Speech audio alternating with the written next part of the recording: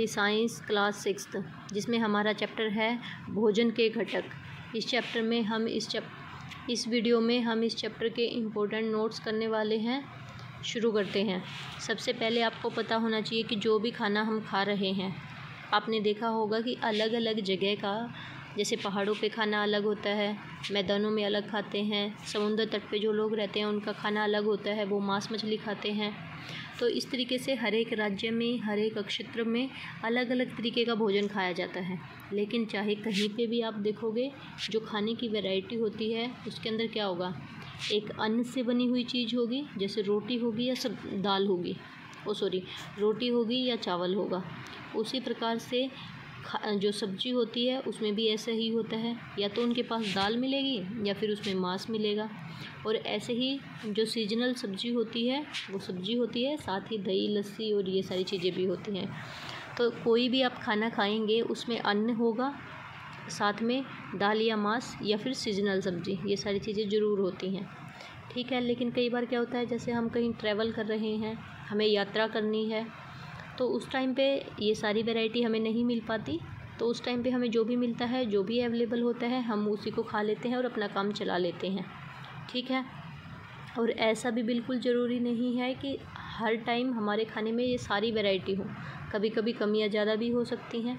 लेकिन आप लोग ध्यान से देखेंगे तो पाएंगे कि जो भी खाना हम खा रहे हैं, खाना क्या करता है, हमें एनर्जी देता है, क्योंकि उसके अंदर बहुत सारे पोषक तत्व हैं। खाने से अगर हम अच्छा खाना खा रहे हैं तो हमें एनर्जी मिलेगी, हम अच्छे से काम कर पाएंगे, हमारी जो हेल्थ है, हमारा जो स्वास्थ्य है वो सही रहेगा, बीमारियों से हम बचे रहेंगे। तो ऐसा सब कुछ क्यों हो पा रहा है, हमारी अच्छे से ग्रोथ होगी। अगर कोई एक्सीडेंट वगैरह हो जाता है तो हमारी बॉडी में जितनी भी मतलब हानि हुई है, जितने टिश्यू हमारे ख़राब हो गए हैं, वो सारे जल्दी से जल्दी रिकवर करेंगे। तो जो भी खाना होता है उसके अंदर बहुत सारे पोषक तत्व होते हैं। ठीक है। और खाना चाहे आपको कहीं से भी मिले, किसी पेड़ पौधे से मिले या जंतुओं से मिले, हमें खाना इन दो चीज़ों से ही मिलता है। जो जंतु होते हैं उनसे हमें दूध मिलता है, और दूध से बहुत सारे दूध के व्यंजन फिर बना सकते हैं हम। जंतुओं से हमें अंडे मिलते हैं, मांस मिलता है, और पौधों से हमें सारी चीज़ें, अन्न, दाल, सब्जी, सारी चीज़ें, फल फ्रूट, सब कुछ वहीं से मिलता है। तो जो भी खाना हम खा रहे हैं उसमें कुछ घटक होते हैं जो हमारे शरीर के लिए बहुत ज़रूरी होते हैं, जो हमें बीमारियों से बचा रहे हैं, जो हमारी ग्रोथ में हेल्प कर रहे हैं, उनको हम बोलते हैं पोषक तत्व। ठीक है। तो आपसे पूछा जाता है कि कोई भी खाना जो होता है, भोजन होता है, उसके अंदर कौन से पोषक तत्व होते हैं। तो ये आपको याद रखना है कि कार्बोहाइड्रेट, वसा, प्रोटीन, विटामिन और खनिज लवण, ये सारे के सारे पोषक तत्व होते हैं। इसके अलावा हम जो खाना खाते हैं उसमें जल और रुक्षांश होते हैं। जो जल और रुक्षांश है ना, ये हमें कोई पोषक तत्व नहीं होते, ये हमें कोई एनर्जी वगैरह कुछ नहीं दे रहे, लेकिन फिर भी हम इनको अपने खाने में शामिल करते हैं। क्यों करते हैं वो सब आगे आएगा, फिर मैं आपको बताऊंगी। ठीक है। तो सबसे पहले तो आपको पता होना चाहिए कि अब हमने आपको बता दिया कि इतने सारे पोषक तत्व हमारे खाने में शामिल होते हैं, लेकिन हमें कैसे पता चलेगा कि इस खाने में कार्बोहाइड्रेट है या नहीं है। तो हम उसके लिए कुछ टेस्ट कर सकते हैं, परीक्षण कर सकते हैं। जो कार्बोहाइड्रेट होता है वो मंड या फिर शर्करा, इन दोनों रूपों में मौजूद होता है। या तो वो मंड के रूप में हमारे खाने में होगा या शर्करा के रूप में होगा। तो हम कार्बोहाइड्रेट के लिए क्या टेस्ट हो सकता है, क्या परीक्षण हो सकता है, वो देखेंगे। तो जो भी खाना हमें टेस्ट करना है, हम वो खाना लेंगे, उसका पाउडर बना लेंगे, फिर उसके ऊपर हम क्या करेंगे, 2-3 बूंद हम आयोडीन का सॉल्यूशन जो होता है हमारे पास, तन्नू का मतलब है कि वो पानी में मिला हुआ सॉल्यूशन है। आपने क्या किया, आयोडीन लिया और आयोडीन की 2-3 बूंदें हमने उस खाने के ऊपर डाल दी, जिसको भी हमें टेस्ट करना है। और अगर उसका चेंज हो जाता है कलर, अगर उसका कलर नीला या काला हो जाता है, जो भी जैसे, तो क्या होगा, उसके अंदर मंड है। जैसे मान लिया आलू हमने लिया और हम टेस्ट करना चाह रहे हैं, तो आलू के ऊपर हम क्या करेंगे, आलू की एक स्लाइस काटी, फिर उसके ऊपर हमने तनु आयोडीन सॉल्यूशन डाला, और अगर आलू का कलर चेंज होकर नीला या काला आ गया तो इसका मतलब आलू के अंदर कार्बोहाइड्रेट है, नहीं आया तो नहीं है। फिर हम टेस्ट करेंगे प्रोटीन के लिए। प्रोटीन के लिए भी ऐसे ही टेस्ट करना है। तो सबसे पहले क्या करेंगे, जो प्रोटीन की जो भी चीज़ है उसको हम अच्छे से उसका चूर्ण बना लेंगे, उसका पाउडर बना लेंगे। फिर उसके बाद हम उसको एक परख नली में डालते हैं, पानी डालते हैं और उसको अच्छे से घोल लेते हैं। फिर उसके अंदर हमें 2 बूंद डालनी है कॉपर सल्फेट की और 10 बूंद डालनी है हमें कॉस्टिक सोडे की, और इनको मिला के और फिर रख देंगे अच्छे से। और थोड़ी देर के बाद चेक करेंगे, अगर परख नली के अंदर जो सॉल्यूशन है उसका कलर बैंगनी हो जाता है तो प्रोटीन है, और अगर बैंगनी नहीं होता है तो प्रोटीन नहीं है। ये था हमारे पास प्रोटीन के लिए टेस्ट। उसके बाद है वसा। कोई भी खाना है, हमें चेक करना है कि वसा है या नहीं है। तो वो जो भी पदार्थ है हमारे पास खाने का, उसको कागज़ के अंदर लपेटेंगे और उसको किसी चीज़ से मतलब उसको कूटेंगे, उसका पाउडर बनाएंगे। और पाउडर बनाने के बाद हम फिर उस पेपर को दोबारा खोल के देखेंगे। अगर वो कागज़ मतलब ऑयली हो गया है तो इसका मतलब उसके अंदर वसा है, और अगर वो ऑयली नहीं हुआ है, उसके ऊपर तेल के धब्बे नहीं पड़े हैं, तो वसा नहीं है। लेकिन आप लोगों ने देखा होगा कि कुछ खाद्य पदार्थ जो होते हैं हमारे पास, उनके अंदर पानी मौजूद होता है। जैसे आप लोगों ने देखा होगा कि जब भी हम खीरे को कट करते हैं तो हमारे हाथ गीले हो जाते हैं, क्योंकि खीरे के अंदर बहुत सारा पानी है। तो ऐसा अगर हम खीरे को लेंगे पेपर के अंदर और उसको ऐसे लपेटेंगे थोड़ी देर के लिए, तो क्या होगा, उस पर तो पानी पानी हो जाएगा। लेकिन पानी अलग चीज़ है और तेल का धब्बा अलग चीज़ है। अब हमें अगर पता नहीं चल रहा है कि पानी में या तेल के धब्बे में क्या डिफरेंस है, तो हम क्या करेंगे, उसको थोड़ी देर के लिए धूप में रख देंगे, और अगर वो पानी होगा तो वो उड़ जाएगा, बिल्कुल साफ़ हो जाएगा पेपर हमारा। लेकिन अगर उसके ऊपर वो तेल का धब्बा है तो आप उसको कितना मर्ज़ी धूप में रखो, वो तेल का धब्बा सूखने वाला नहीं है। तो इस तरीके से हम वसा के लिए टेस्ट कर सकते हैं और पता कर सकते हैं कि उसके अंदर वसा प्रेजेंट है या नहीं है। ठीक है, अब हमें देखना है कि कार्बोहाइड्रेट और जो वसा होता है, अब हमने इनके लिए टेस्ट कर लिया। अब हम ये देखना चाह रहे हैं कि इनका काम क्या है हमारे शरीर के अंदर। कार्बोहाइड्रेट का काम है हमें ऊर्जा देना, वसा का काम भी है ऊर्जा देना। लेकिन अगर आपसे पूछा जाए कि इन दोनों में से ज़्यादा ऊर्जा कौन देगा, तो ज़्यादा ऊर्जा देती है हमें कार्बोहाइड्रेट।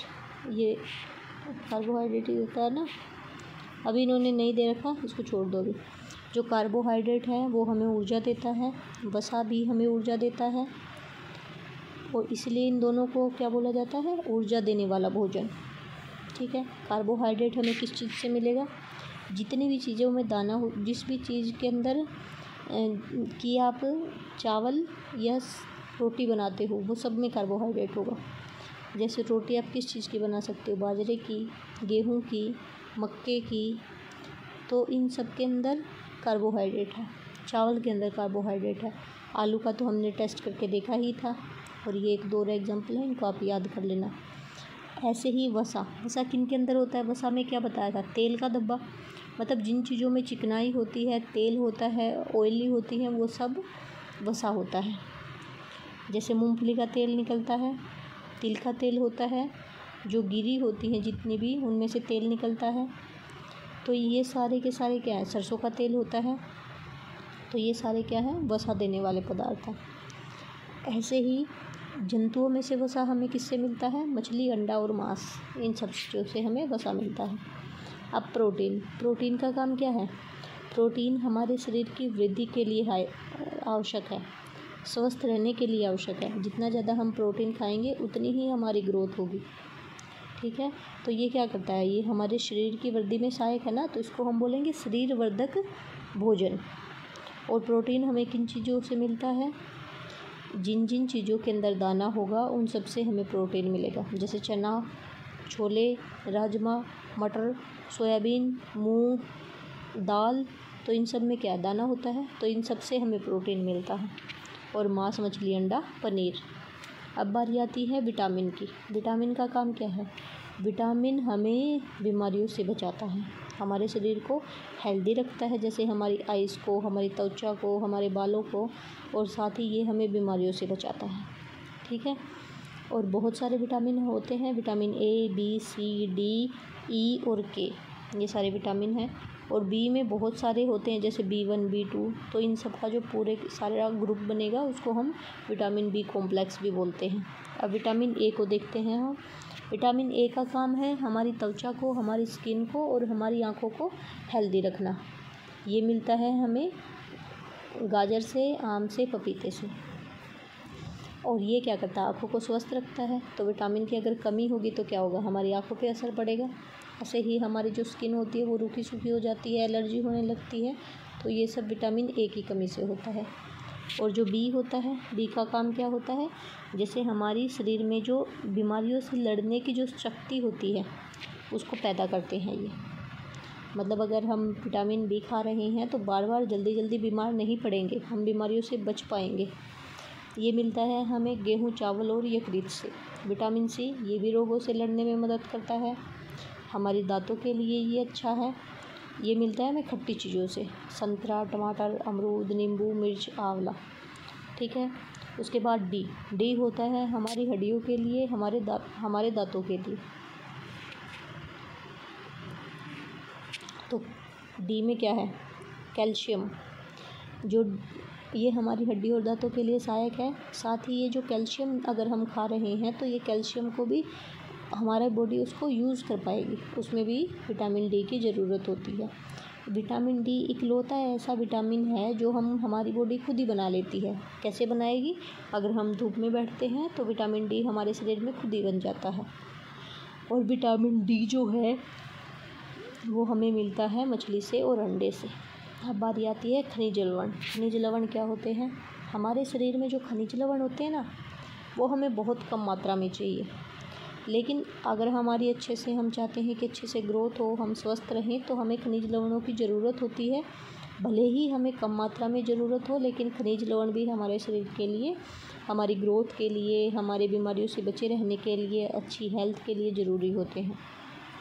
अब ये कुछ खनिज लवण हैं और उनके स्रोत हैं। आयोडीन जो होती है वो हमें पालक और अदरक से मिलती है, और आयोडीन हमारे लिए बहुत ज़रूरी है। अगर हम आयोडीन नहीं लेंगे अपने खाने में तो जो हमें हो जाता है थायराइड बीमारी। इसमें क्या होता है, गर्दन के नीचे जो ग्रंथि होती है वो फूल जाती है, हमारी गर्दन फूल जाती है, तो ये आयोडीन की कमी से होता है। ऐसे ही फास्फोरस हमें केले से, दूध से, गेहूँ से, इन सब चीज़ों से मिलता है। लोहा होता है, खून बनाने में मदद करता है। अगर लोहे की कमी होगी तो हमारे अंदर खून की कमी हो जाएगी। ये मिलता है हमें हरी पत्ते वाली सब्जियों से और सेब से, यकृत से। और कैल्शियम जो होता है सबको पता ही है, हड्डियों के लिए ज़रूरी है, और ये दूध से, अंडे से, इन सब चीज़ों से हमें मिलता है। अब आप कोई भी खाना खा रहे हो उसके अंदर पोषक तत्व तो होते ही हैं, लेकिन कोई पोषक तत्व उसमें ज़्यादा मात्रा में मिलेगा और कोई कम मात्रा में मिलेगा। ठीक है, बराबर नहीं होते हैं। कोई जो पोषक तत्व, कोई खाना ऐसा होता है जिसके अंदर एक पोषक तत्व सबसे ज़्यादा मात्रा में होता है, जैसे चावल। अगर आप चावल के लिए टेस्ट करोगे तो चावल के अंदर आपको कार्बोहाइड्रेट सबसे ज़्यादा मिलेगा। तो ये क्या है, कार्बोहाइड्रेट इसके अंदर बहुत ज़्यादा है, तो इसको हम क्या बोलें, कार्बोहाइड्रेट समृद्ध भोजन, मतलब कार्बोहाइड्रेट इसमें बहुत मात्रा में है। अब बारी आती है आहारी रेशे, या फिर जिसको हम रुक्षांश बोलते हैं। ठीक है, इनके दो नाम हैं, आहारी रेशे भी और रुक्षांश भी। इनका काम क्या है, ये हमारे शरीर को कोई भी पोषक तत्व प्रदान नहीं करते। जैसे प्रोटीन क्या करता, ग्रोथ कर रहा था। कार्बोहाइड्रेट क्या कर रहा था, हमें एनर्जी दे रहा था। विटामिन हमें बीमारियों से बचा रहे थे। खनिज लवण अच्छी हेल्थ के लिए ज़रूरी थे। ऐसे ही आहारी रेशे हमारे किसी काम नहीं आते, वो हमें कोई पोषक तत्व नहीं देते, लेकिन फिर भी हम खाते हैं ना। क्यों, क्योंकि जो भी खाना हमने खाया है उसके अंदर जो जो पोषक तत्व थे वो तो हमारे शरीर ने एब्जॉर्ब कर लिए, अवशोषित कर लिए, लेकिन जो अब वेस्ट बच गया है उसको हमारे शरीर से बाहर निकालने में कौन मदद करता है, आहारी रेशे। ठीक है, जो भी खाना बिना पचा हुआ होता है ना, ये उसके अंदर ऐड हो जाते हैं, उसके वॉल्यूम को बढ़ा देते हैं और उसको हमारे शरीर से बाहर निकालने में मदद करते हैं। ऐसे ही पानी, हम दिन में कितना सारा पानी पीते हैं। इसके अलावा जो भी हमारा खाना होता है उसमें कितना पानी यूज़ होता है। सब्ज़ी में पानी होता है, रोटी बनाने के लिए आटे में पानी मिलाया जाता है, तो सब जगह पानी का यूज़ होता है।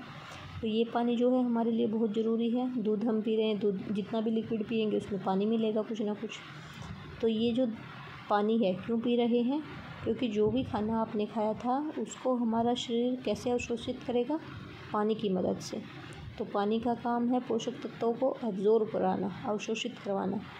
और जो वेस्ट होता है उसको हमारे शरीर से बाहर भी निकालने में मदद करेगा, जैसे पसीने के रूप में बाहर आ जाता है, यूरिन के रूप में, मलमूत्र के रूप में बाहर आ जाता है। तो इसलिए हम जो जल है हमारे लिए बहुत ज़रूरी है।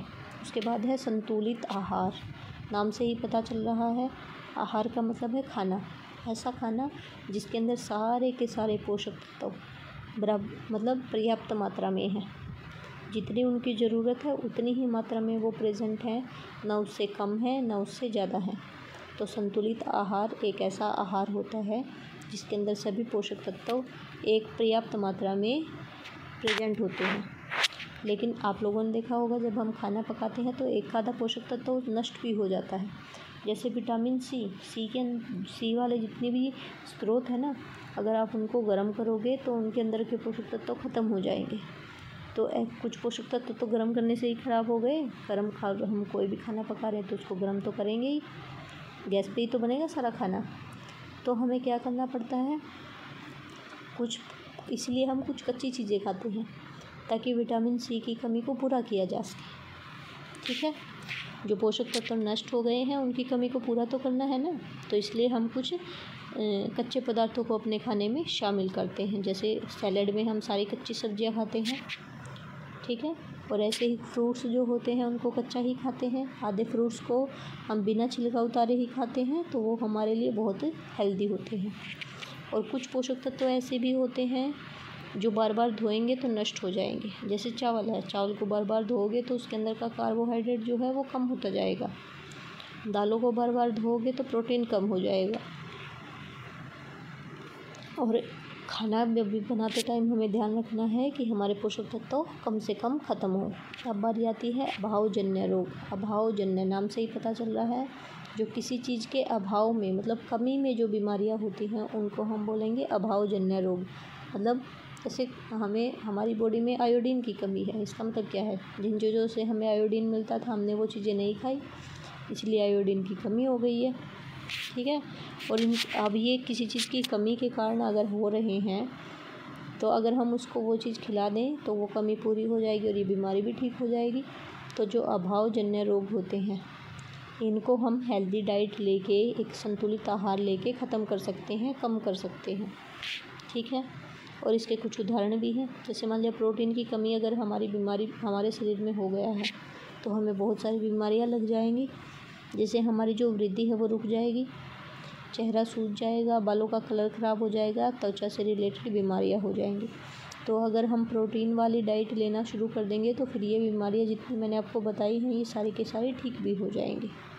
ठीक है, अब आपको एक नीचे टेबल दे रखी है, इसमें आपको बता रखा है कि कौन से विटामिन की कमी से क्या रोग होता है और क्या उसका लक्षण है। विटामिन ए आँखों के लिए और बालों के लिए था ना ये, तो इसकी कमी से क्षीणता, दृष्टिहीनता हो जाती है। मतलब हमारी जो दृष्टि है, हमारी जो नज़र है, आँखें हैं, उनकी रोशनी जो है वो कम हो जाएगी। तो विटामिन ए की कमी से क्षीणता, दृष्टिहीनता इसमें हमें कम दिखाई देता है। विटामिन बी की कमी से बेरी में क्या होता है, जो हमारी पेशियां हैं ना, जो मसल्स हैं हमारी, वो कमज़ोर हो जाएंगे। हमें बिल्कुल थका फील होगा, हमसे कोई काम करने में एनर्जी हमें नहीं मिल पाएगी। विटामिन सी की कमी से होता है स्कर्वी रोग। स्कर्वी में क्या होता है, हमारे जो मसूड़े होते हैं ना वो फूल जाते हैं, उनमें से खून आना शुरू हो जाता है, घाव हो जाते हैं उनके अंदर। उसके बाद बारी आती है विटामिन डी की। विटामिन डी की कमी से रिकेटस रोग होता है। रिकेटस में क्या होता है, जो हमारी हड्डी है ना, अस्थियां हैं, वो कमज़ोर हो जाती हैं और वो मुड़ जाती हैं।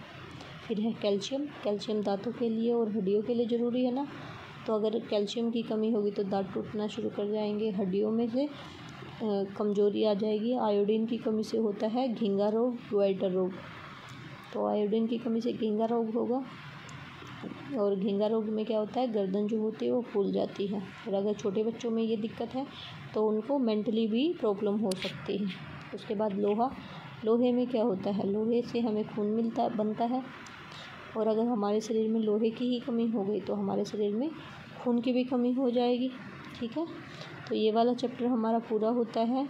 और अगर आप किसी भी टीचिंग एग्ज़ाम की तैयारी करते हैं या साइंस को पढ़ते हैं तो ये वीडियो आपके लिए बहुत हेल्पफुल रहेगी। प्लीज़ मेरे चैनल को लाइक, सब्सक्राइब और शेयर कर लेना। Thank you so much.